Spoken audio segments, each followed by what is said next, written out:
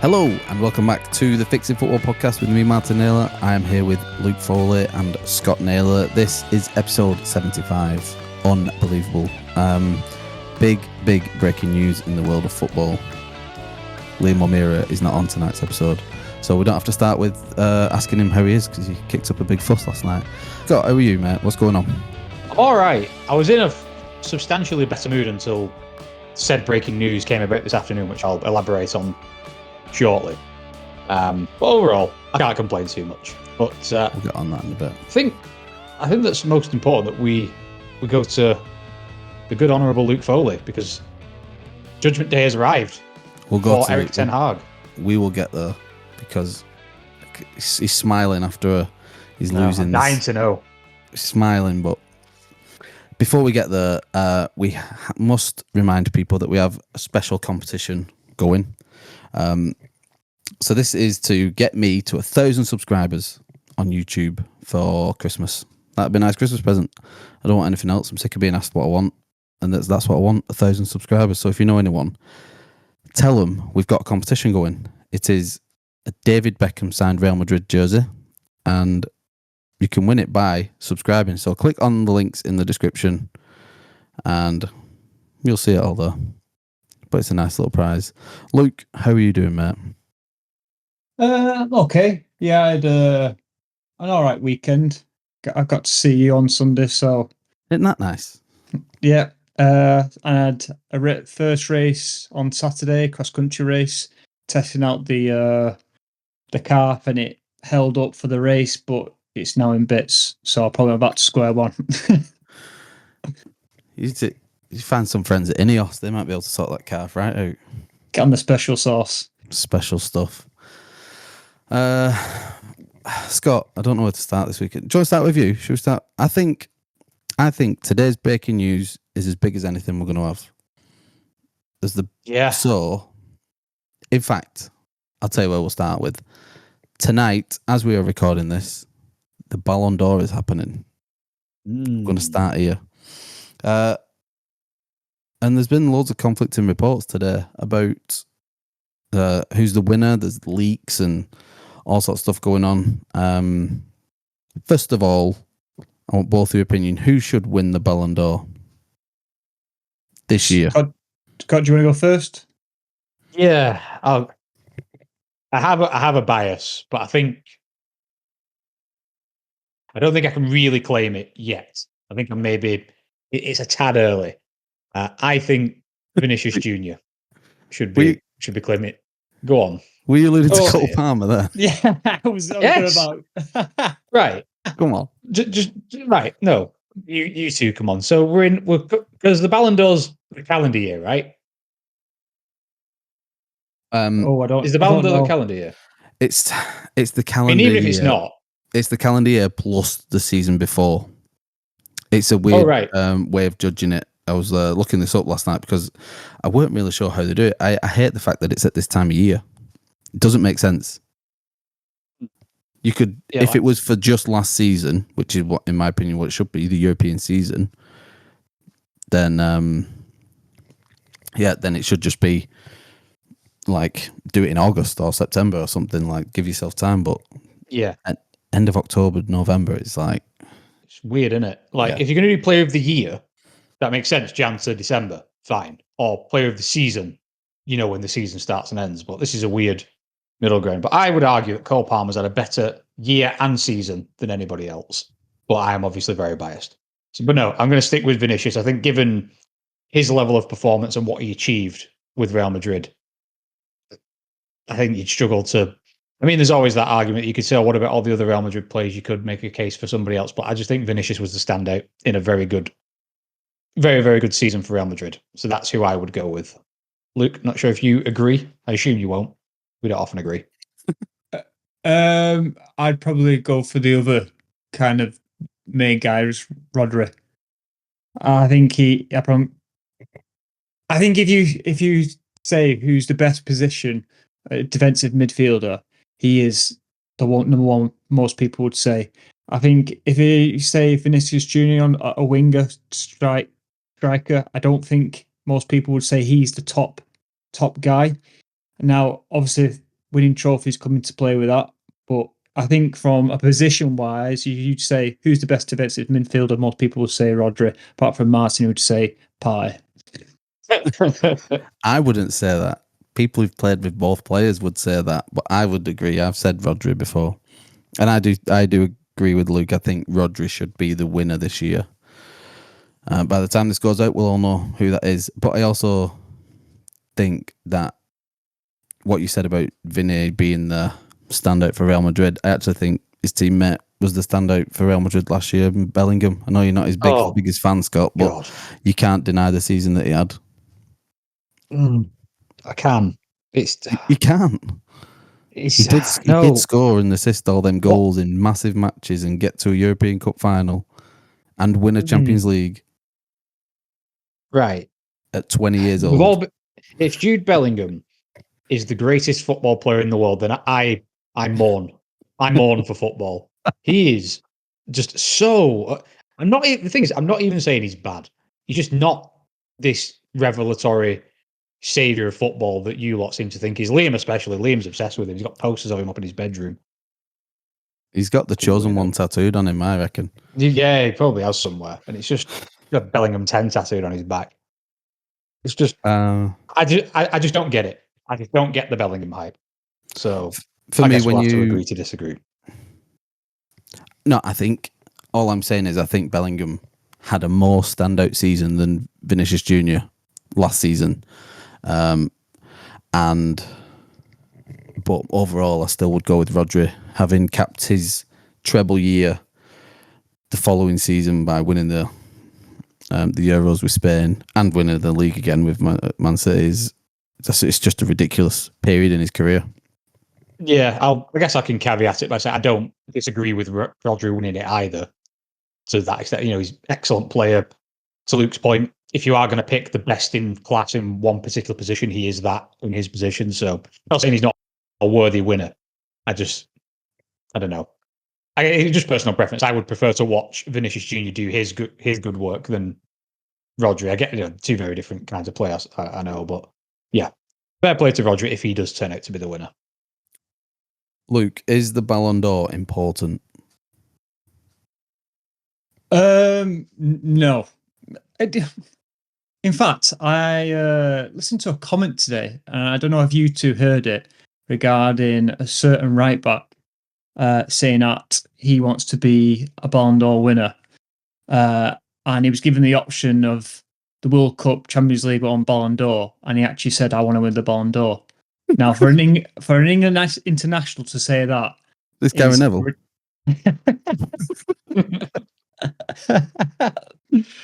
Yeah, we're talking about our favourite Liverpool player who thinks he's a midfielder / right winger / I don't know what he thinks he is. But I think that's an interesting comment to say, that he wants to win the Ballon d'Or instead of the World Cup. But to your first question, Martin, I don't think it's. I think the fans not really that bothered, is it? It's not really. Does it really count for us guys to kind of say who the Ballon d'Or winner is? We're just more bothered about trophies at the end of the day. Yeah, I mean, the thing is, when you've got players like Messi and Ronaldo who are they're like the LeBron James and Michael Jordan of the sport, so they attract fair weather fans, and they I like basketball, and I'll watch a star player play wherever. I don't give a shit. Same with NFL or anything like that. So I'll watch and enjoy that player and not really care about the team who they're playing for. So in that sense, that's when it probably generates some fandom and the rivalry that Messi and Ronaldo had for all these years. But no, it isn't important. Individual awards aren't important at all in a team sport. But then, I mean, like going for the top goal scorer award, that's not important as long as your team's winning. So I don't really know. What about I don't know. What do you think about previous winners? Is there anyone that sticks in mind that I don't know, definitely deserved or definitely not deserved, and you think someone else would won it? Oh well, Messi last year. Or was it last year? Yeah. It's baffling that a player from the MLS won the Balon d'Or. Let's just deep that for a second. Messi's the only player to win it with 3 different clubs, and the only player to win it playing outside of Europe. He won it at PSG as well. Yeah. He was terrible at PSG. So this is the stinky bit about the Ballon d'Or. We already Was stunk that- out the was players that, from FIFA. Was that Lewandowski? Yeah, where he missed out also. Oh no, it was the year they didn't have it, and he should have won it. Yeah, because of COVID, they scrapped it, and I think they, as in almost like posthumously, give Lewandowski an award or recognised him as the best player, but without awarding him the actual trophy. So, I don't know. The great robbery of it must have been 2003 when Pavel Nedved beat Henry to it, which was just a criminal, and he won by quite a big margin as well. But that just shows the stink that FIFA was. Juventus had a relatively average year. Well, is it not this? I thought it was a bit political as well between teams. Is it not? It's very political. Other team captains and managers vote, or is that the other one? So that was the FIFA World Player of the Year award, which eventually merged with the Ballon d'Or, and the Ballon d'Or was famously just awarded by journalists of France football, and then a wider selection. So then you would have a journalist from England, a journalist from, like the chief, Martin Samuel or Henry Winter, or someone who would represent England as a journalist, however you want to divvy that up. Divvy is probably a good word. So that's how this was decided. Then the FIFA thing was brought in, so they would have the manager of the national team, the captain of the national team would also get a vote, something like that. Maybe then the governing body would, like the FA, would get a vote as well. So some of the voting numbers have been crazy. Like one year, I think Nedved won it with 190 votes or points, and then one year Messi won it with like 600 because of the amount of different people they had judging it. So that's how it's done, and now it is back to just journalists. But again, the pool of that, I don't know. Yeah, I think it's back to what you were saying before. But is it important? I think there was probably a time when it used to be. Maybe it's just because we were a bit younger. Then football consumes your every waking moment when you're 14. You don't have anything else to do with your life. But it starts to get one. I do think the Messi and Ronaldo dominance maybe dulled it a bit, just because simply for the fact, not that they weren't the best 2 players in the world, because they were. It just kind of made everyone's it perspective, didn't it? yeah, and it then I think they've ruined football in a lot of ways, because they've ruined what a good season actually looks like in pro football. Like if you score 15 goals and get 8 assists, shit, that average. It's like, it really isn't. It's really actually quite good. If you think of some of the seasons, like some of the seasons that people like Suarez have had, and Benzema and Neymar and Ribéry. If you go down the list of people who've come second and third in the years that Messi and Ronaldo have dominated, them seasons on their own would be historical, standout, ridiculous. But nowadays you're just second and third to Messi and Ronaldo. Even now we've left that period. This again, Haaland I don't understand how he didn't win. Yeah. And this year again, it's going to. I mean, I don't know if we'll get onto it, but there's more antics around the winner this time. But yeah, the fact that you've got players like Neymar, who just, you look at his career record and it's absolutely outrageous. For me, he's one of the greatest players I've ever seen. I think Neymar is incredible. And the fact that he couldn't get 1 Ballon d'Or in all of that period, just one, it's testament to Messi and Ronaldo, but 2, it's also, after a while, it becomes there's more money in the Messi versus Ronaldo show than there is actually awarding the best player. Well, that sort of goes hand in hand with the controversy around this year's, and that if the leaks are true, and it's going to sound shit, I hate putting stuff out when it's automatically out of date, but we'll know by the time it goes out that Real Madrid aren't turning up at all to the awards tonight. They've seen the leaks. Rodri's going to win, and they decided that they're not even going to bother flying to Paris for the awards, and that just leads to it that they obviously think and are going to kick up a stink about it that Vinicius Junior is the clear winner this year, and that there'll be some accusations from their end, no doubt. But yeah, I don't know. Maybe if it was a clearer award to judge, it would have a bit more interest. Yeah, I mean, even if you did it on public, like direct public vote, like let millions of fans pick and go from there. But I think this whole Real Madrid thing is ridiculous on a couple of levels. And one, I think it highlights, we spoke about this before, mostly in the group chat.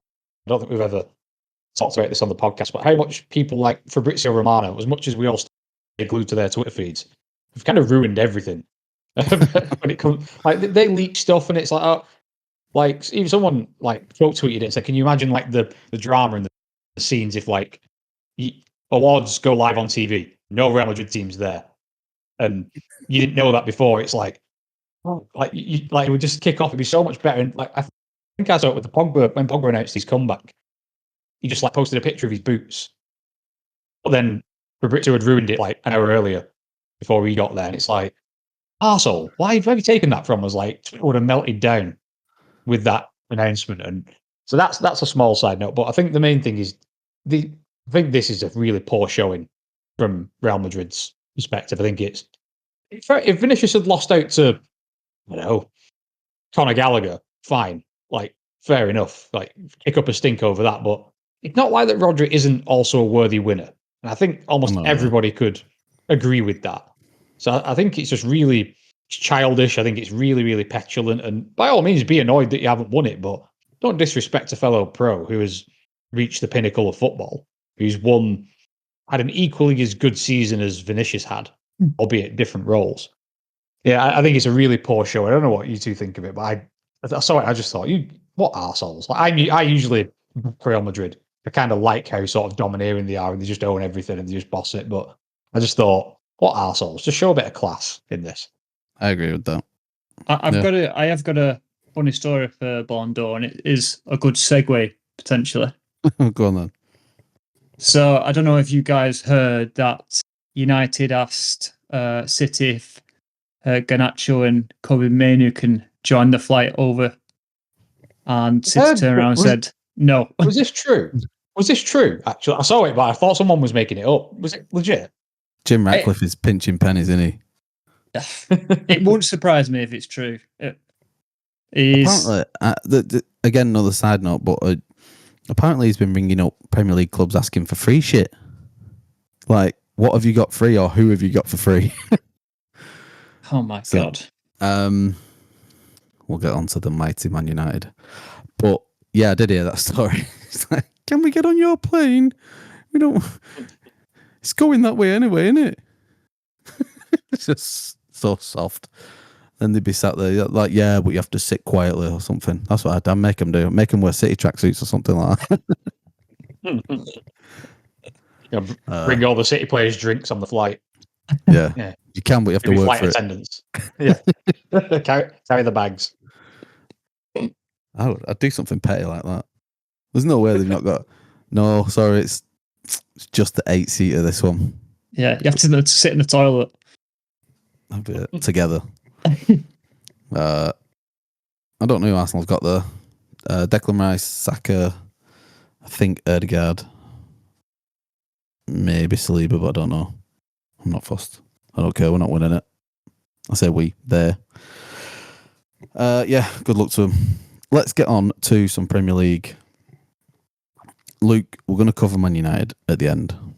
Okay. Come to you last. So you've got all the opinions. Scott, we'll start with you.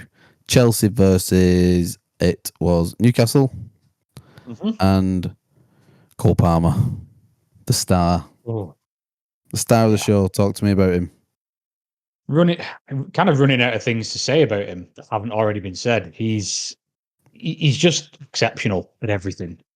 Can I jump in before you go? What I want to say is that we haven't seen him, and everyone's talking about the pre-assist, if you will, the ball through for the first goal, and seeing him play a ball like that to Neto, it sort of proved how complete he is. Now, I'm not going to sit here and say I watch a lot of 90 minutes worth of Chelsea. I see all the highlights and Cole Palmer scoring.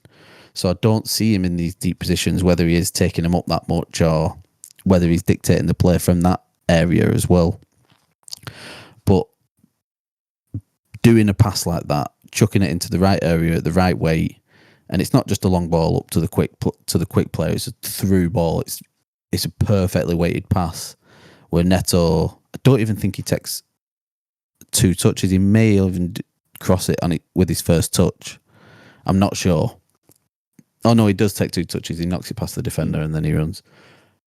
But just dropping deep, pulling something out of the bag like that, it just shows how he's elite, top level footballer at the moment. There you go. Yeah, 100%. I couldn't agree more. I think he does typically not do a lot of that work from as deep as that.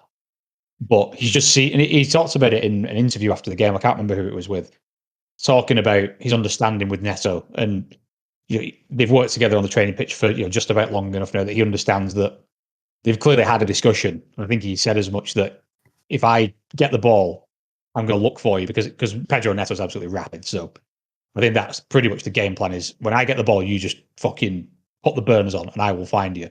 And that's exactly what it does. And if you watch it, like, there was like a little bit of a slowed down version. You see him he picks the ball up. He just literally takes one glance and it must be half a second. And the pass is absolutely inch perfect. It's one of the best passes I've ever seen. Like, do you reckon Mudryk, do you reckon Palmer tried having this conversation with Mudryk last year and was like, right, listen, I've got another fast one now. I'm going to try it again with you. Listen, I think Neto looked good actually. Was that his first start in the Premier League? Yeah, it was his first start in the Premier League. From the extended highlights that I saw. I think everything that Mudryk makes look difficult, he doesn't. He's a lot more adapted to the pace of the Premier League still. Yeah, I would say so. I think Neto's got somewhat the benefit of, we signed him from a Premier League club. He's already been here. I'm not sure how long he's been at Wolves, but I think he's been there a little while. He's still only young. He's 24 or 5. And so he's sort of come already knowing what the league's about. He's already kind of proved himself in the league. We all said, I think we all agreed when Chelsea signed him that he probably could have gone pretty much anywhere he wanted in summer. It's interesting though with Mudryk, he's actually improved a lot.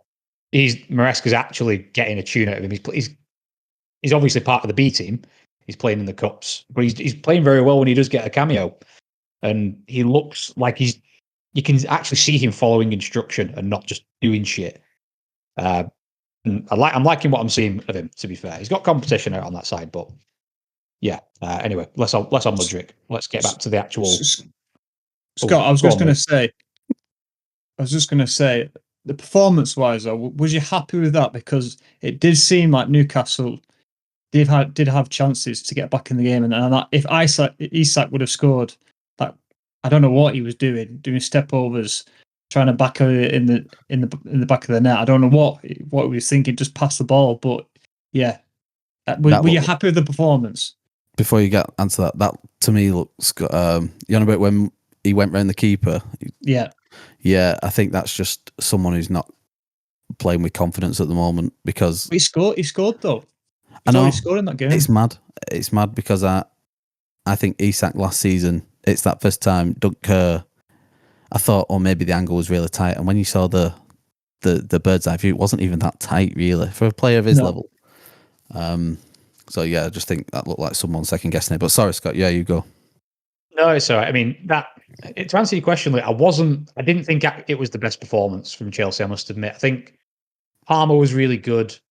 Neto was all right. I mean, first half, Nicholas Jackson, by the way, he's getting up there for me. He was absolutely unplayable.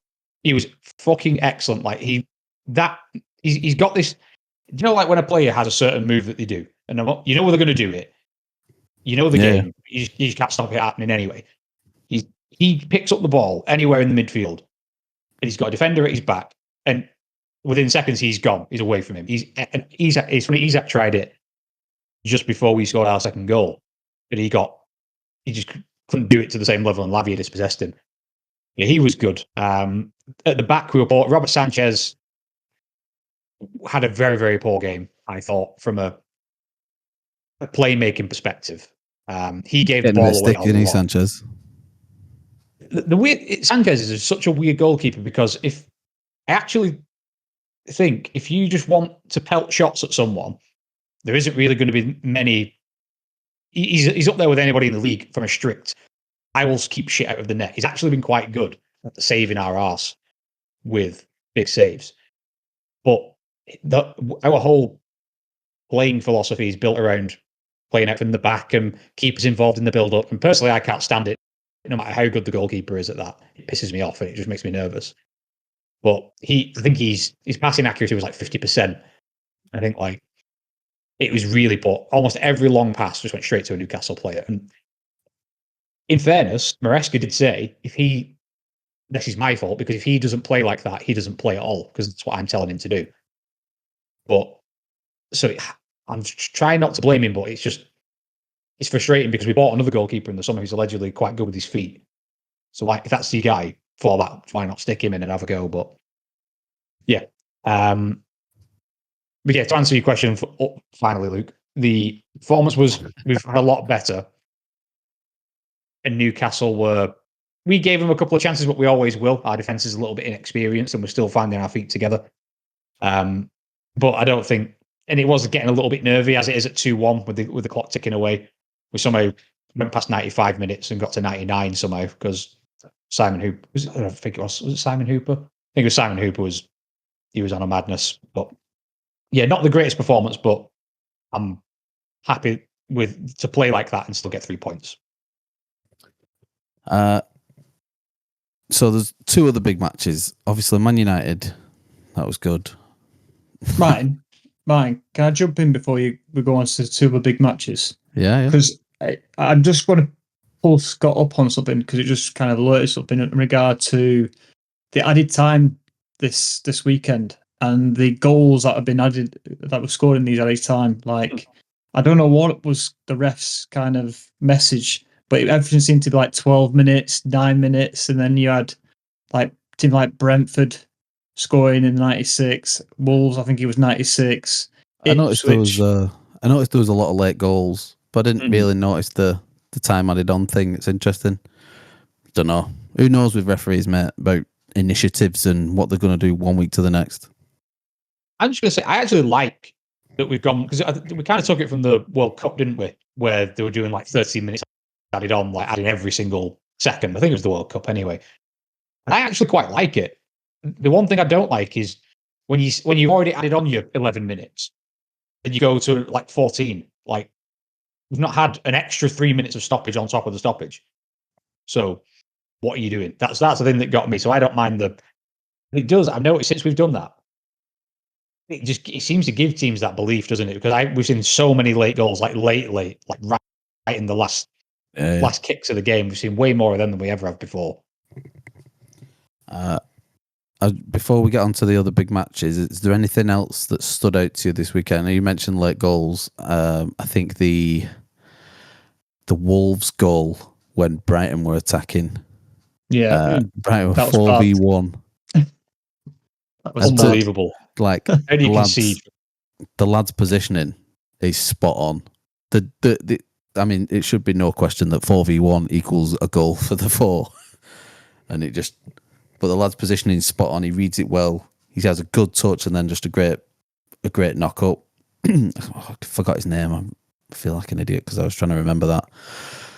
But yeah, he plays it up to Cunha, and then they get a goal, which is good because it's shit to see Wolves having I think Wolves are a good side who've had a bad, hard start, probably as hard as it could come.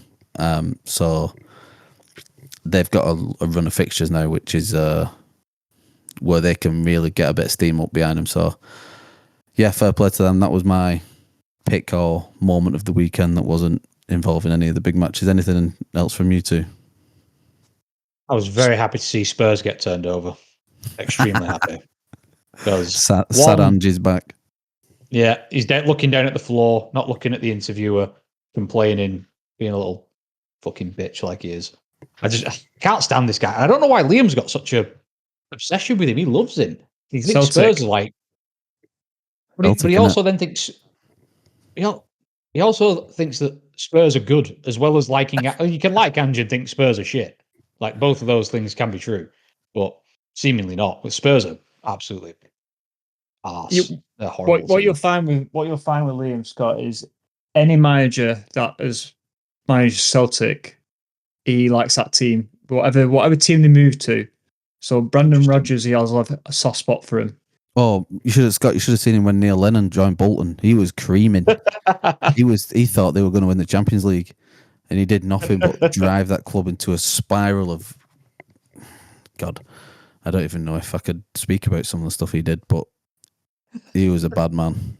Neil Lennon is a bad man. Yeah, that was mine. That's my pick of the weekend. Spurs getting done. Luke, anything from you? Is that it?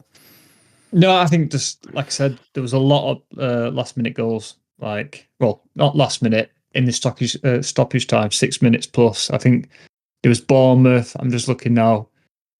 The Brighton one, the Brentford one, United one. There's loads. Should have been one in the Arsenal one. Right, Scott, I'm going to let you pick. We can talk about. No, let's just get it over with. Let's talk about Arsenal v Liverpool. Really, the biggest match of the weekend, or it should have been before today's news. But it's sort of fallen off the headlines a little bit. It was in the headlines till about dinner, and then it fell off. Yeah. So first of all, did you watch it? What did you think? I'll give my opinion in a sec, but it'd be good to get your view. I didn't see all of it. I watched the first half. I was kind of, once Chelsea had won, I'd kind of chalked the weekend up as a victory because at least one of Arsenal or Liverpool were dropping points. United had lost, Spurs had lost. So it was all coming up Millhouse for me. So I was kind of just like, whatever. Don't really give a shit what happens here.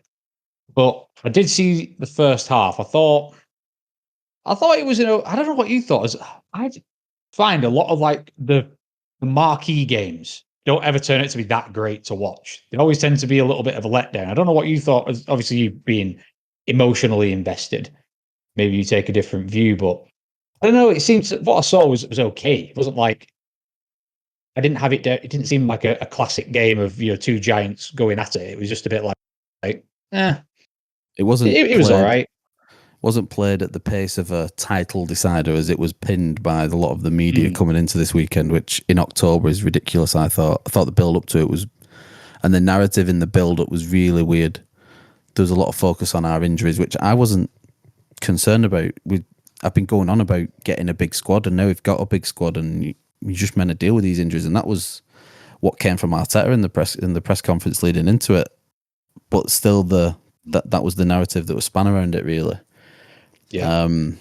I thought, well, just for clarity, me, Luke, and Liam were gathered around Liam's phone watching it yesterday, and then I had to rewatch it again last night for a bit of clarity. I think we were just about the better side overall.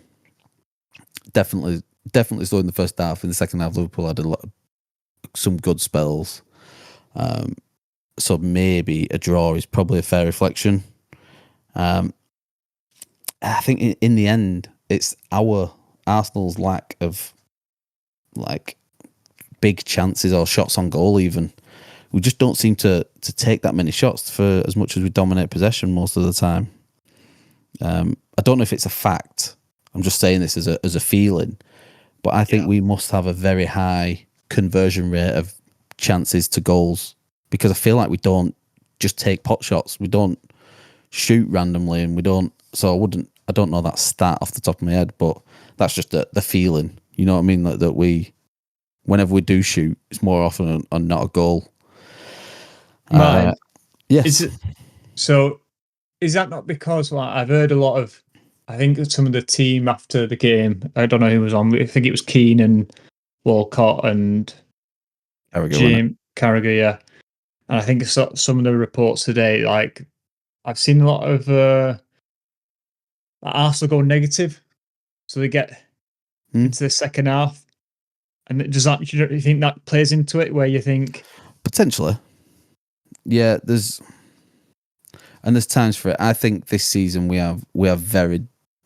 Last season, defense was our surprising strength, given the the sort of attacking threat that we had when we'd brought Havertz in. We expected Jesus to get firing, obviously Saka, Martinelli, Odegaard. That our attacking would be our biggest threat, but really it was defensively, and I think we've doubled down on that this year. So I think that's just the result of the personnel. I don't think it's tactically negative, but it's hard. Does that win you the league though? That's the issue with this. Does that win you the league? I think it does. I think an attack, like they say in NFL, offense will win you games, and defense will win you championships. So I think it is. I think we are going down the right path with them. We're a big side now, and strong and very athletic. And I think once we get fully flowing, I don't think we've got out of third gear yet. I said this sort of last season. To be where we're at, and for people to think that we're not really firing, I think we're in a good position at the moment. Back on the match, I think Timber returning was as big as Saka returning. He kept Salah quiet. Salah's been on good form, and if you notice, as Salah barely had a touch up until Timber going off, and then when Timber goes off, Timber went off about 5 minutes before or after Gabriel, and we was a completely new look back four at this point. We're 2-1 up, and a ball over the top from Trent causes a bit of confusion. We've got White at centre back. He's not played centre back for 2 years, and Partey right back. Kivior just come on, and Miles Lewis-Skelly, who's playing his third match ever. So, and then you're going up against Darwin Núñez and Salah, who are, Liverpool on good form. They're a good side at the moment, Liverpool, and I think they're surprising people. What else went on in that match? So let's talk about the controversies, if you want. I'd love to get your opinions on them. What happened first? The Van Dijk one. You both seen that? I've seen any replays of that. It was really early on. Van Dijk on Havertz.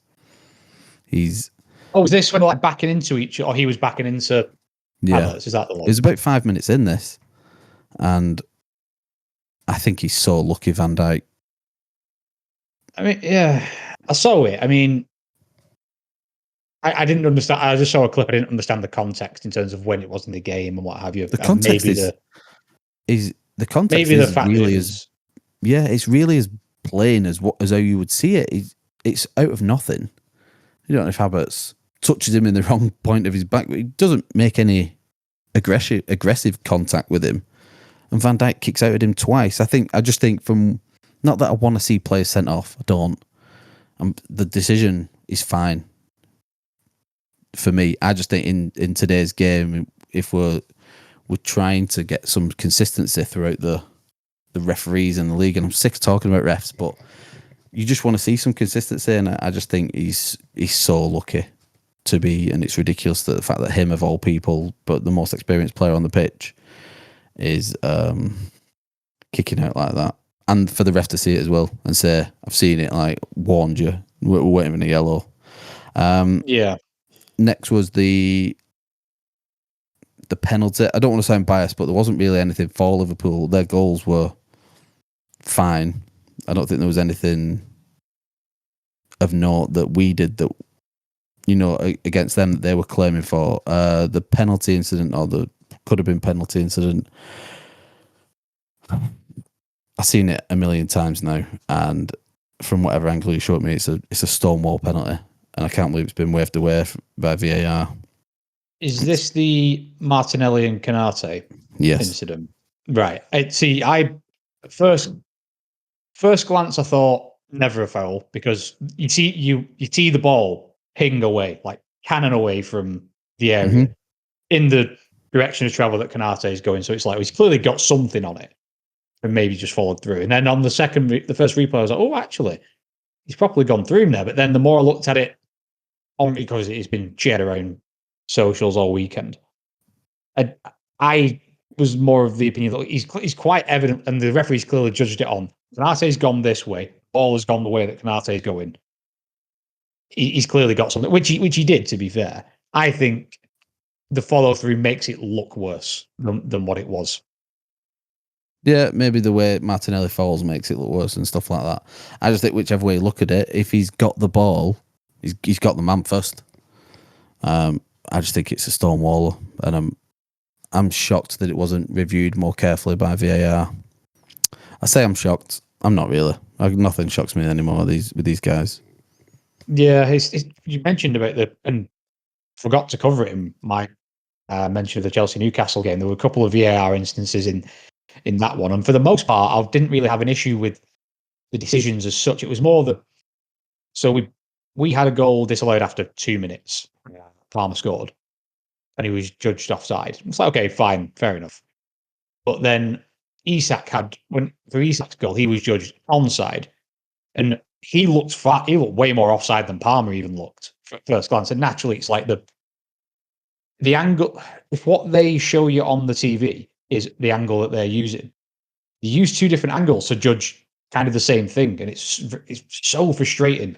Yeah, because it's like, just show it, judge them all from the same angle. If you're going to just pick that's your angle and just judge them all from that. But you could, on some angles, Palmer looked off, on others he looked on. Same with Isak, and it's like, you've kind of picked your angle there. I don't know who decides what angle to look at it from, and who decides that's the right one to use. But yeah, very frustrating. Guys, both of you have now done your little violin. Oh, poor our teams. We had the worst decision VAR out of all of them. What is that? Yeah. I can't believe it. What? That you didn't get a red card? Oh my god! It was the most obvious penalty I've ever seen. Like, I saw like this whole, it's like controversial VAR decision. So, oh fucking hell, what's happened here? And I looked at it and I was like, it's a foul in the box. Like, I don't understand what the problem was. What, genuinely? Like, explain it to me. Like, say, watch it in real time. What? Give me some more info on it. Danny Ings has gone for a ball and run into Delit and gone down, and they give a penalty. Delit was just standing there minding his own business, not bothering no one. Listen, the ball's dropping down. Luke, we're going to get to Man United. There's a lot to cover, and I promise you'll get your chance. Okay. I just want to finish up on Arsenal so we can round this bit off, and then you're going to mess my chapters up on YouTube if we go off piste here. Lastly, at Arsenal was the disallowed or the no Jesus goal where Anthony Taylor's blown up for a free kick for nothing. It's it's a ridiculous decision. I can't believe a guy. I say I can't believe it again, but I can't believe it. A guy of this guy's experience has blown the whistle once he's seen Havertz go through on goal. When Szoboszlai's he's not even gone down from the challenge by Kivior, which is what he's given the free kick for. Havertz has then flicked it over Kelleher. Then he's blown the whistle. And then, really, he should have allowed play to carry on, and then that be reviewed, given the scheme of it. I don't know if any of you have any opinions on that. I think Luke's he's just seething about De Ligt and West Ham right now. I don't. The problem is, it's getting to the point where, with Arsenal, I'm getting a little bit tired of hearing it. I'm getting tired of speaking about it. I know, but a lot of them are they're quite soft. Like, it feels like from the outside looking in. I'm not saying this just to rag on Arsenal. I'm just saying this genuinely. This is how it's coming across. It's like, anytime you lose, you're almost like the Premier League club equivalent of Jurgen Klopp. Like, if you lose or drop points, it is not your fault. There's always a ref. There's a blade of grass isn't the right length. It's corruption. Just drop points. It's fine. You can not be good some days. The first sentence I said about this match was, I think a draw was a fair reflection of the match. I'll take you back to that in a minute. It's like 5 minutes ago. You can just go back. But you've then waffled on about 3 small incidents like there are big things. Small? Yeah, you did, to be fair. They were small, tiny. When you was mentioning, I was like, did that even happen? Yeah, because you watched it on a phone. One of them were talking about Liverpool's captain being sent off, who should have been sent off, and then a goal that should have been disallowed. It's funny how you're not mentioning Liverpool. It's funny how you're not mentioning Liverpool in decisions. They don't have any. They didn't do anything. Not. They didn't have any shots. Okay. What are you saying? Howard Webb conspiracy. I'm saying you're clutching at straws. I am. I'm just talking about the talking points of the match of my team. We've done 75 episodes on Man United, but don't worry, we'll get to them in a minute. Don't worry, we'll do a big section. I was going to summarise about us winning the league, but I've obviously bored Luke to death, so let's get on to Man United. In fact, I'm going to have a break, and then because I need to prepare myself for this ball fest. If you all want to turn off now, please do. Feel free. Luke's about to talk about Manchester United, so let's go. All right, I'll see you in 5 minutes.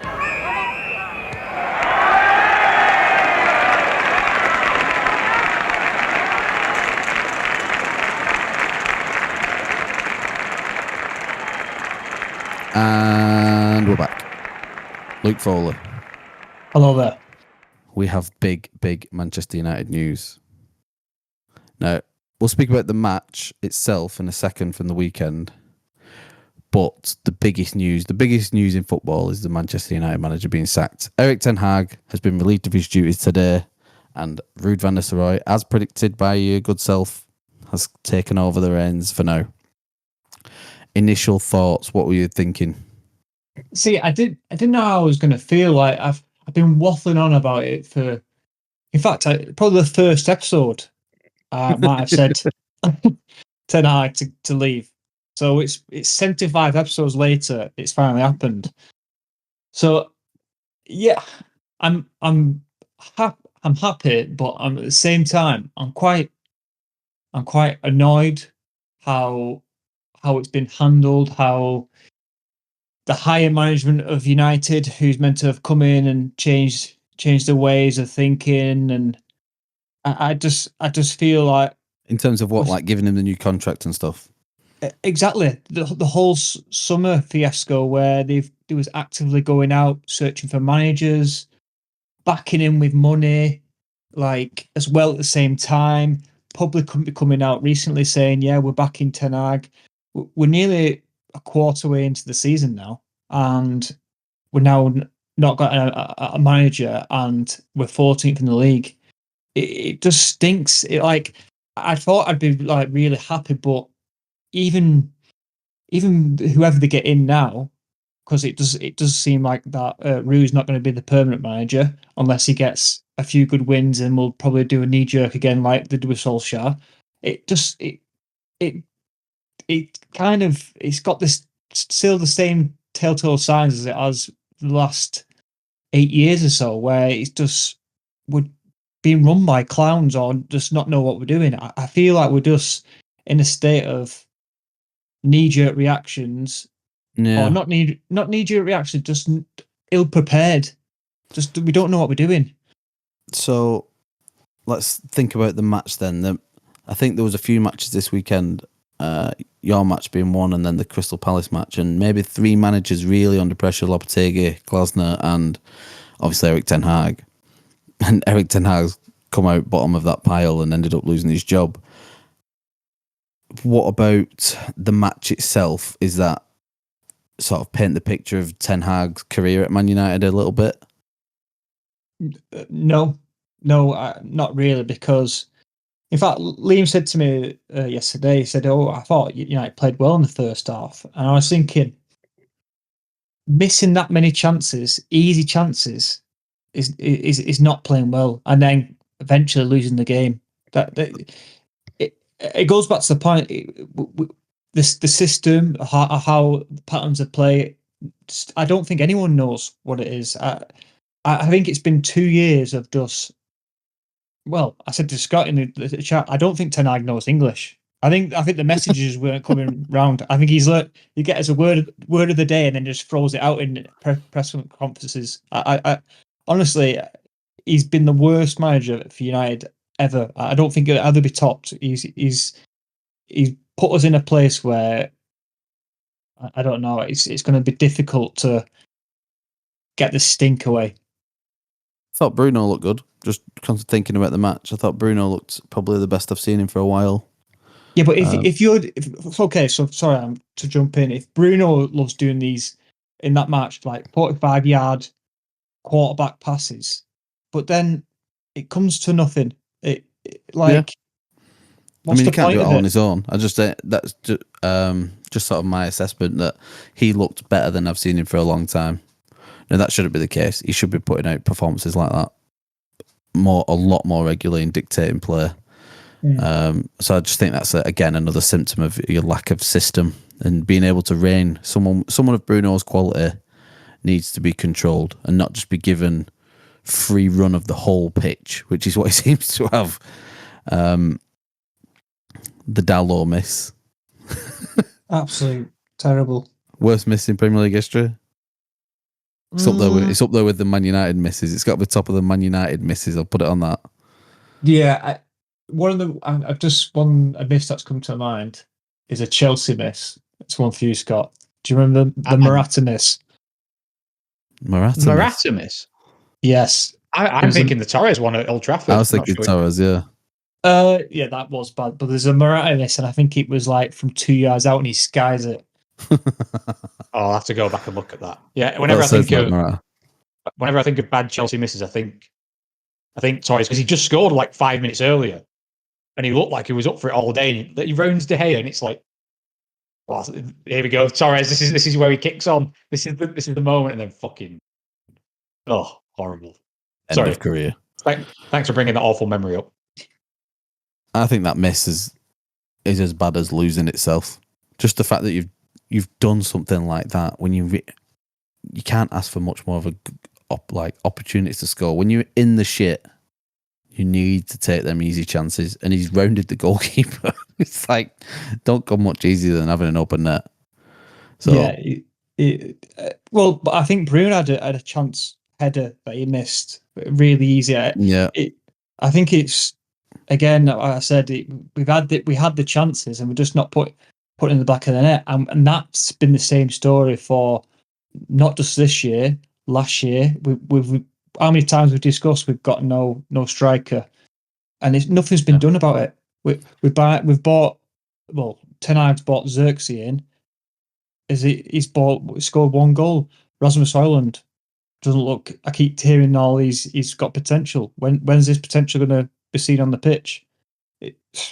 Yeah. Before we get on to the future of Man United, do you want to go back to your chat about the penalty? Yeah. What did you think? I'll give you mine, and then I'll let you both run with it. I don't think it was a penalty. I'm very surprised that got overturned on VAR. There's contact. There's enough in the motion of Danny Ings to warrant going down. It's not a dive. He's bought it, but it's not a dive, if you know what I mean. I think it's a little bit... I don't even want to say it's rash from De Ligt. I'd say what I didn't like is the players looking at the VAR screen on the replays, because it took a while. And I think... I don't want to go into conspiracy mode, but it looked like the referee needed convincing of this. Was it clear and obvious, Martin? It wasn't a clear and obvious error. And this is what I've been saying. The stuff that isn't a clear and obvious error, if it might be the wrong decision, but it's the referee's decision. Do you understand what I'm saying? So, like, we've talked about the last man one with Saliba the other week, and then we saw Van de Ven do one this week. We saw Tosin do one the day after. And the referee has seen all the evidence. There is a strict, by the letter of the law, last man, you got to do this. And the Van de Ven one yesterday, the referee goes, no, he's seen it and made a decision, right or wrong, whatever. But the fact that then that gets overturned isn't a clear and obvious error. If he's missed him, smack him in the back of the head, or he's missed something going behind him, that is an error. Clear and obvious. You got to go and see this. But I just have a big problem with VAR getting involved so much, and I hated the United players. De Ligt, obviously, is involved with it, but going up and getting their view of the VAR screen and saying, look, you can see this and stuff like that wasn't good. But high pressure situations cause people to do crazy shit. So that's my opinion. I think of the reactions in real time, there wasn't really much of appeal from everyone. The player just carried on. I think Onana was kicking the ball up, and then that's when Mike Oliver got in his ear saying, we're having a look at this. again, clear and obvious. I'm biased, and I'm not going to say it's a penalty. I just feel like you can't just run into someone. Like, it's not even a 50-50. He's like you said, he's tried to buy it and done that. Yeah. And rolled around a bit. Scott, you hold any different opinion here? This is a lot of mental gymnastics to try and justify a Stonewall penalty. It was just a penalty. I genuinely like. So they come together, but Dillit sticks his foot out and hits him on the shin, and he goes down. I don't know what more you want from a penalty. Like, I'll put it this way, Luke. I'm watching it right now. They go shin to shin. Is it Ings? Is it Danny Ings? Yeah. Doesn't even look like Danny Ings, but that's a penalty. I'm sorry. If that happens in the other box, you're screaming for a penalty. You are fucking screaming for it. And I don't really know what to say. It's so obvious. It was a clear and obvious error. This is exactly what VAR's for. It was obviously missed. So it obviously was a penalty. No, I think the referee saw it and decided it wasn't a penalty, and the game was re-refereed. That's what I think. Which shouldn't happen. That we've been told that's not going to happen. But then you can't have it at all. Then if it can't even flag a clear and obvious error, which I think this was, then you can't have it at all. Yeah. Then just get rid of it. Yeah. No, this is what I'm saying. It's not going to happen, is it? No, it isn't. That's not a solution, is it? That's just say, just get rid of it. That's easy. Like, yeah, I'm fixing football here, Scott. I don't know why he's sticking up so much for Man United. I really don't. I think there's a bit of bias here. It can't be. It's not clear and obvious. I'll tell you what. There was a clear and obvious one in the Chelsea. We actually got awarded a penalty in the 95th, 6th minute. Well, we were. Funky got brought down by, I think he fell over. Dan Burn. No, he just dived. I just think he dived and tried to win a penalty. He felt a hand on him and went down. He probably could have stayed on his feet and still got the ball, to be honest. He's quick enough, but I think he just wanted an easy pen. And it was turned over. It was overturned, and rightly so, I thought. Yeah, because there's anything wrong with it. And that's justifiable because they give a pen. So obviously, I think VAR, when they do give pens, needs to be looked into, but not when the refs said no pen and then VAR's gone. Okay. Okay. So in the situation that benefited you yesterday, that's when it shouldn't come in. When it stops Chelsea getting a penalty. Yeah. My concern is the re-refereeing by VAR. It wasn't missed because the amount of time, I don't know the referee who it was. The amount of time he took deliberating over it, and you could see this. The cameras were quite keen on showing him reviewing it, and he looked like he needed convincing of it to me. I'd love watching Man United lose as much as the next person, but yeah, for me, I don't like the way VAR is involved, the crutch that it is for the Premier League referees, and the way it's being used. Yeah, I agree, Martin. So, Luke, following this match, so obviously that ended up in a 2-1 loss for Man United. Less than 24 hours later, Erik Ten Hag is out of a job. You are happy with the silver lining of it stinks a bit still because it should have maybe been done sooner. Mike, you agree? Yeah. What is next for Manchester United? This is the opportunity now where they've got the new board of controlling, the new footballing people, the right people in their opinion, however you want to see it. They've got people in, whereas before there was none. So at least they've got people in. Whether they're the right or right, we'll find out in 10 years' time. The only sticking point was the people on the pitch and the manager. And what they've initially decided to back the manager and say, you chuck a few more million at this and we'll see if it sticks. And if it doesn't, you're gone. And that's what's happened. Where now for Manchester United? Are we talking about write this season off, project rebuild for the next 18 months? Is it stick with Ruud, go again in the summer? Do you think you should get a new manager in immediately? What's the future look like for Man United now? Where are we at? This is a similar conversation we've had numerous times. It literally is, but now we're here. Before it was hypothetical. He should go. He should do this. They should do that. all that has been happening and now happened. It's all fruition now, and we're missing one final piece. Regardless of the players on the pitch, they're all prospective players that, other than a few old heads, and you want to get rid of still. But there's a decent squad of Man United footballers there. So you're missing one piece. Is that your opinion?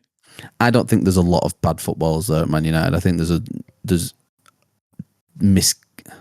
a lot of misguided individuals, not a lot of structure, and in terms of setup and instruction on the pitch. I don't think there's a lot of bad footballers there. So Ten Hag's brought 21 players in, 660 million or something like that. Yeah. If you look at the players he's brought in, you could probably do a starting 11. And I don't think there's greatness there. By the way, I'm just saying I don't think there's a lot of howlers in there. I think they've been playing bad under a bad structure.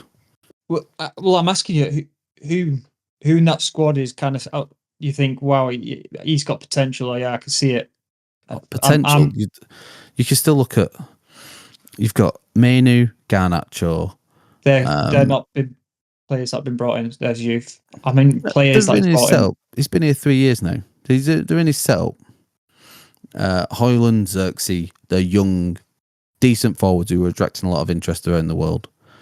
I'm trying to think. In defence, you've got De Ligt. He's a solid European level defender. Whether he'll do well in the Premier League, that leaves a lot to be desired yet. Still, I think Martinez is a good footballer. You've still got Bruno Fernandes though. He is technically one of the best in his position in the world, but he's totally misguided and misled on the pitch. I think he's a menace tactically. I think he's a genius technically. So that's my opinion, but my opinion matters very little because I want to keep seeing Man United lose for all I care. It really doesn't bother me. It makes me laugh when you're upset more than anything. I think, let's start off with the Bruno Fernandes comment. He has been, you say this is a player in there and he's probably one of the best in that positions, but he's played under how many managers now? And he's only been maybe one season. He's had a good season. Mate, so you'll go a long way to find someone who's telling you Bruno's a shit. I'm telling you, technically he's very good, and I think tactically he's a problem massively. This has been the case, and no one's been able to drag him in. Who bought him? Van Gaal? Was he coming when Van Gaal? Or was it Mourinho? I don't. Whatever happened, none of them tenures have been what you would call successful. No, you haven't challenged for the league. You've won a couple of trophies, but you even though you've won more trophies than a lot of other clubs in that period since Fergie left, you're not happy at all. No one's happy with the journey Man United have been on. So what I'm saying now is you have now got a point where you've got new ownership, which you've been begging to get out. You've got a new level of board above the manager that you've been begging for. You've had investment in the squad, right or wrong, in a lot of positions. Now you need the guy. Yeah, well, the point you started off, and rather than the squad and what Ten Hag's brought in, again, it's going to need another rebuild. I can't see these players like they're going to have to leave. Some of them, I can't see them getting a tune out of them. Whoever they bring in, I think that they're in that much of a state that they're just bang average. Unless. I don't know. If Pep comes in, I don't know if he could get a tune out of him. I think there's just a lot of money that needs to be spent.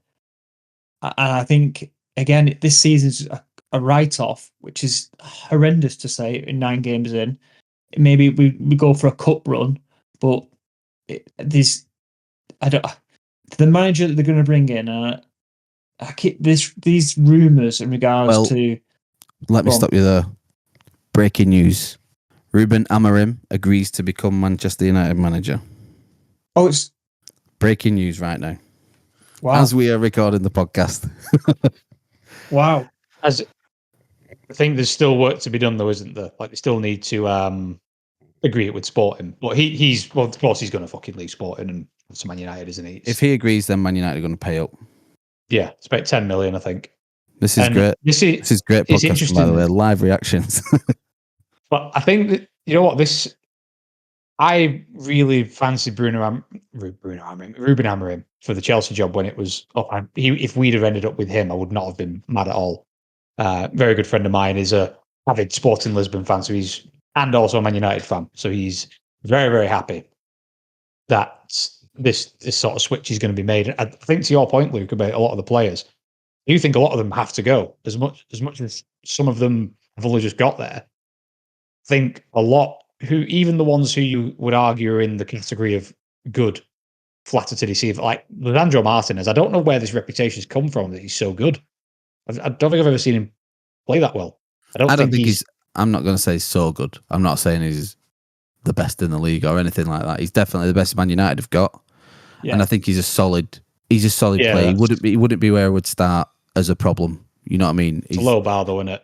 He ain't getting in. You got Maguire and Evans behind you. Yeah, well, Evans has been starting. That says it all, doesn't it? Evans has been starting a lot of games, and that just tells you where Man United are. And you've got no left back.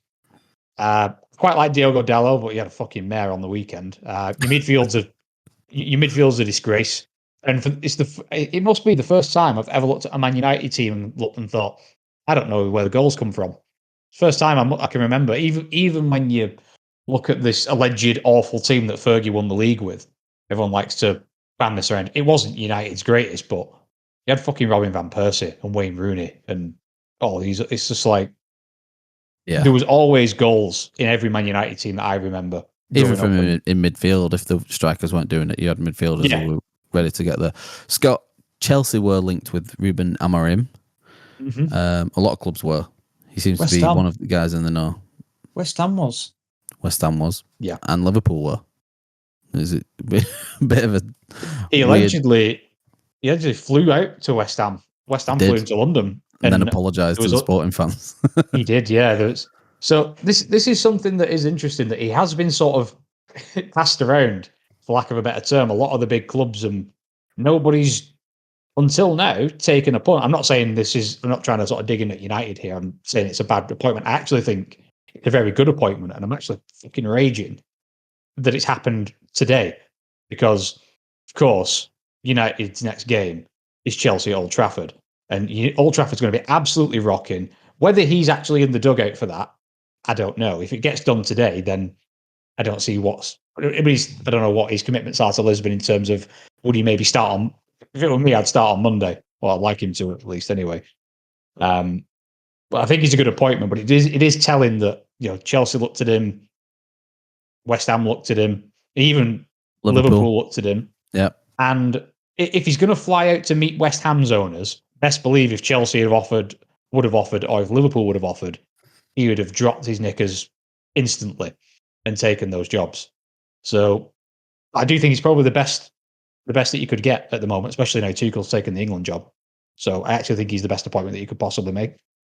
Do we worry that we're looking at the Portuguese version of a Ten Hag? Because Ten Hag was the one at a time.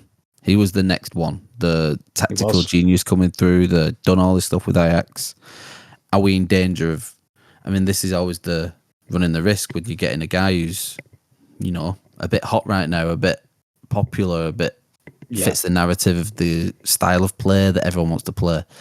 You're looking at a Simeone Mark II with a bit more flair, someone like that, which is it's one of them though, is it? Are you going to get a Simeone in terms of results? Or are you going to get a Andre Villas-Boas? Like, you don't know what you're going to end up with. It is a bit of an unknown entity for a minute, but Sporting fans love him. He brought them their first league title in God knows how many years, and he's probably going to go back to back this year. He's absolutely dominating.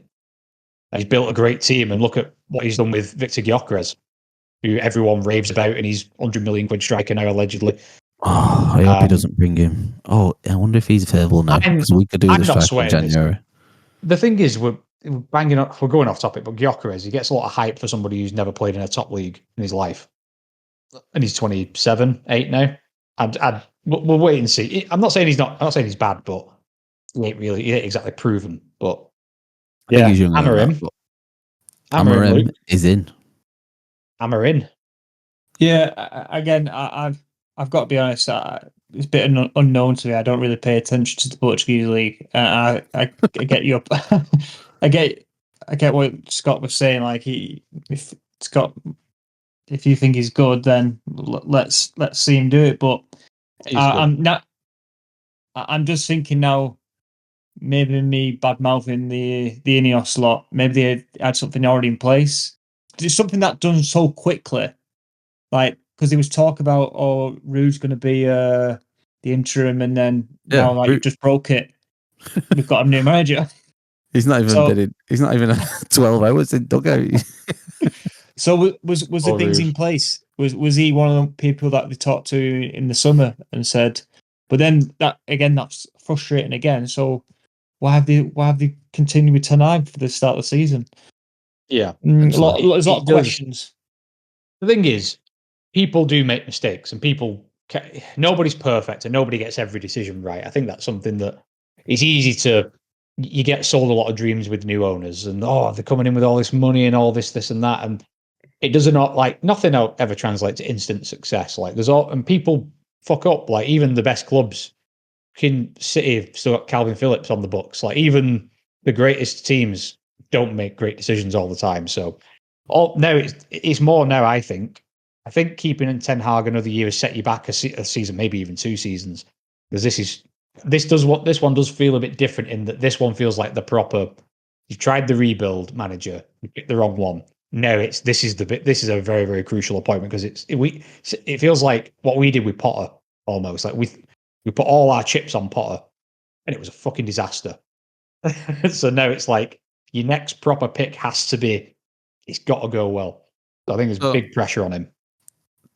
Well, this is what I was going to allude to actually, is when is Ruben Amorim, should everything go to plan, when does he start to become judged, Luke?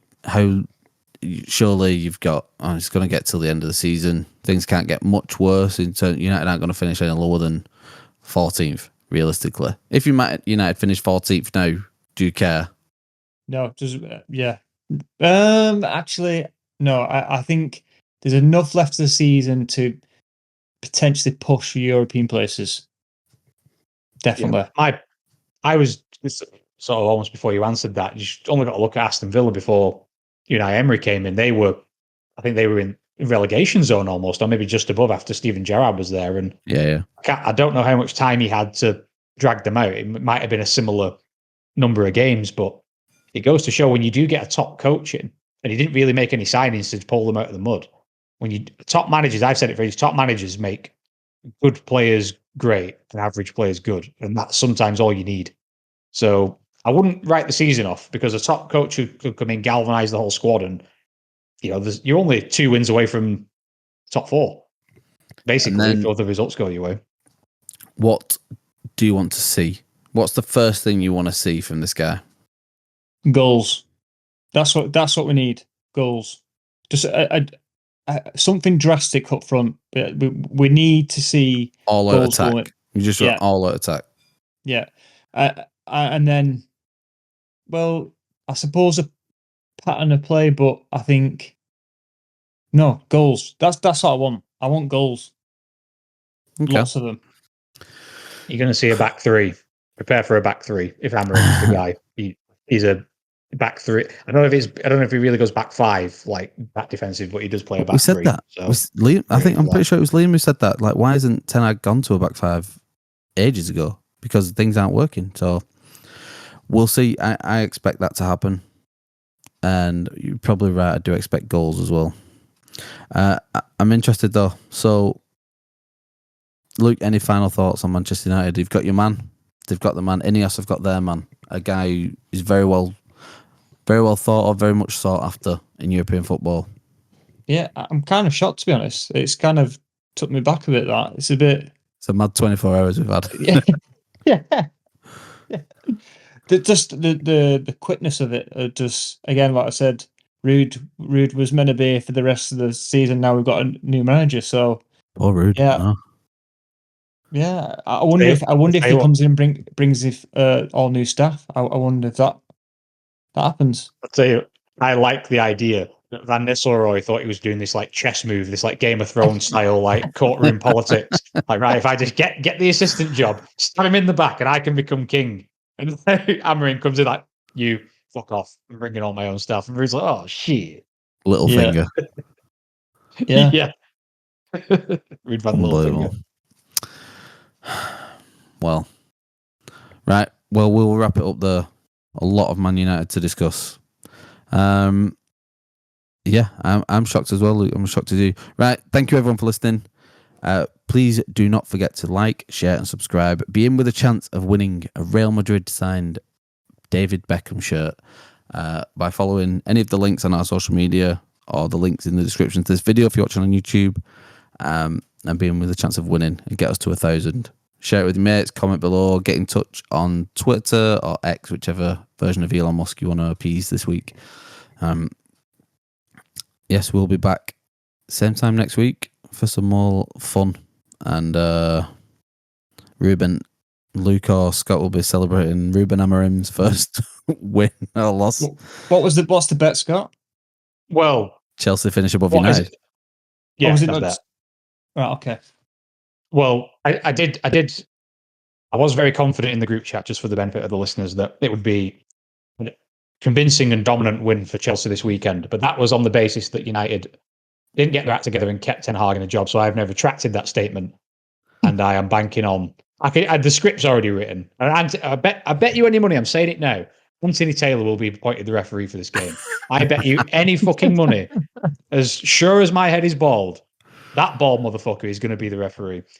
So yeah, I'm now riding on new manager bounce, kicking straight in. 2-1 United. I'm hoping for a VAR decision. Just because you said that was not clear and obvious. That'll be a way to introduce him to the Premier League. I'm off to the Arsenal this week. Arsenal v Preston in the Carabao Cup. You are? I forgot about that. You excited? Taking Mrs. Naylor, or wife number one, as she will be called if she ever organises a meal at Arsenal v Liverpool o'clock again. The first wife. She will be formerly known as wife Naylor. Right. I'll catch up with you boys later. I will see everyone when you click the link on www.victimfootballpodcast.com. Peace out. See you later.